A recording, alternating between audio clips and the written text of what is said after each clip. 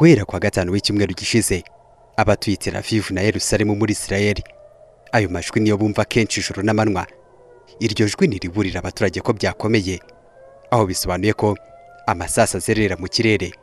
Iyo bumvise iryo jwi bahita bibwiriza bakajya mu bwihisho bwagenewe kwikingamo ibisasu biremereye.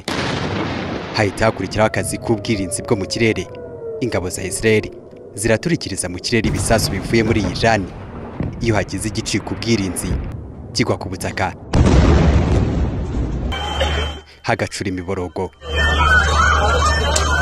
Ubwo n'ubuzima abaturage ba Israeli na Iran bamazemo iyo minsi ine. Nubwo bimeze bityo, Minisitiri w'Intebe wa Israeli Benjamin Netanyahu avuga ko badateze guhagarika intambara. Icyo cyemezo ngo kizashoboka ari uko bazaba bageze ku cyatumye batangiza iyi ntambara. Twe turi kurasa ku birindiro bya gisirikare n'ahakorerwa ibisasu bya kirimbuzi. Ibyo nibyo dushaka gukuraho, ariko Iran niyo irarasa mu baturage. Ubu ni ubutegetsi bw'iterabwoba, ntidushobora kwemera ko batunga intwaro za kirimbuzi. Turi kwirwanaho ari nako dutabarisa. Kuva kuwa gatanu Israeli imaze guhitana abasirikare bakuru mu ngabo za Iran, abahanga mu bitwaro bya kirimbuzi, aho bitunganyirizwa, ndetse na Minisiteri z'Ingabo n'Ubucamanza. Ndetse kugeza uyu munsi nta kimenyetso kigaragaza ko Israeli yabiteganya guhagarika intambara. Ndetse binavuga ko Israeli yari yiteguye kurasa umuyobozi w'ikirenga wa Iran Ayatollah Ali Khamenei, ariko Leta z'Ubumwe za Amerika ngo nizo zamwongereye iminsi yo kubaho. Icyakora ibyo Minisitiri w'Intebe wa Israeli Benjamin Netanyahu yirinze kugira byinshi abivugaho. Hari inkuru zitari zo zivugwa mu biganiro byacu, ariko sinshaka kubijyamo. Ntekereza ko dukora ibyo tugomba gukora, kandi na Leta z'Ubumwe za Amerika zizi ikintu cyiza kuri bo. Ibyo bitero bya Israeli byarakaje cyane Iran, ndetse kugeza n'uyu munsi ibihugu byombi biracyarasana. Aba nabo ngo ntibateze guhagarara. Bwana Masoud Pezeshkian ni perezida wa Iran. Ntitwifuza ko iyi ntambara ikomeza, ariko ingabo zacu n'abaturage bacu bagaragaje ko dushobora gusubiza mu buryo bwa nyabwo. Nibakomeza kudutera tuzarushaho kubababaza. Ikibabaje ni uko inzirakarengane z'abasivile zizakomeza gupfa. Uko amasasa akomeje hagati y'ibihugu byombi, ni nako n'intambara ya diplomasi ikomeje. Abakuriye diplomasi y'ibihugu byombi bakomeje kugaragaza ko buri ruhande ruri mu kuri, ndetse ngo banakeneye imbaraga z'amahanga muri urwo rugamba. Bwana Amir Said Iravani ahagarariye Iran mu muryango w'abibumbye, ibyo yabivugiye mu kanama gashinzwe umutekano k'uwo muryango.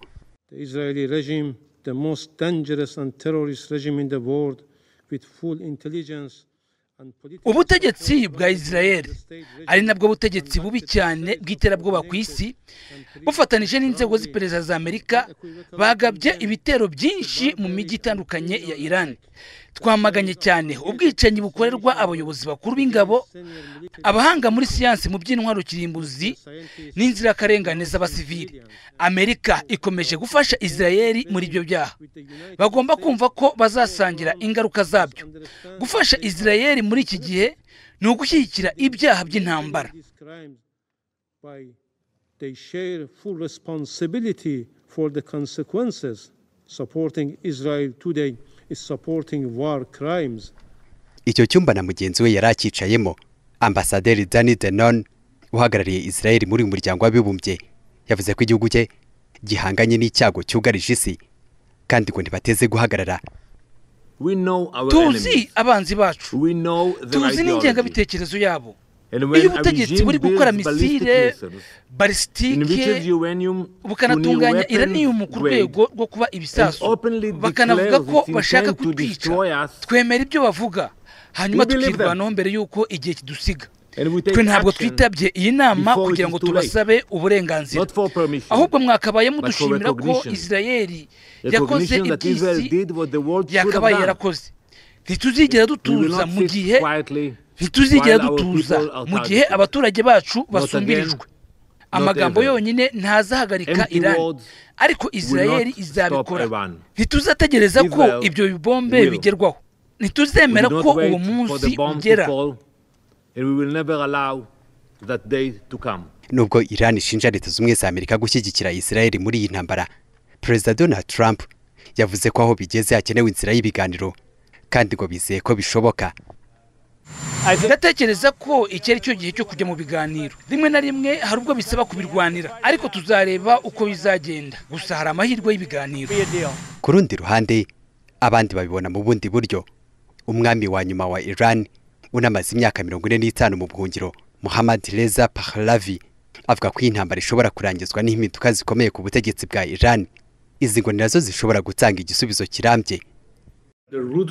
Ipfundo ry'iki kibazo ni ubutegetsi n'imikoranire yabwo. Igisubizo gishobora gufasha abaturage ba Iran n'isi yose ni ugukuraho ubutegetsi.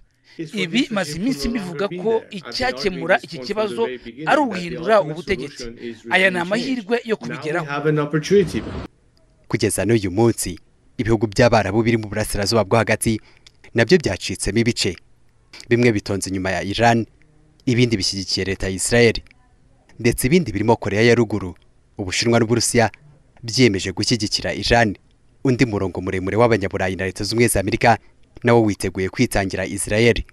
Abanyafurika bo birinze kwiteranya. Iyi ntambara bayifata nk'ibera ku yindi si. Imibare y'ikinyamakuru France 24 igaragaza ko kugeza ku itariki 15 y'ukwezi kwa gatandatu 2025 ibisasu bya Iran bimaze guhitana abaturage ba Israel 14, abandi 190 barakomeretse. Naho ku ruhande rwa Iran, ikinyamakuru cyanditse ko hamaze gupfa 406, abandi 654 barakomeretse. Ndetse ubu bikekwa ko intambara ishobora kurushaho gukomera muri Iran. Ibihugu nk'Uburusiya na Leta z'Ubumwe za Amerika byasabye abaturage babyo kuva muri Iran mu buryo bwihuse.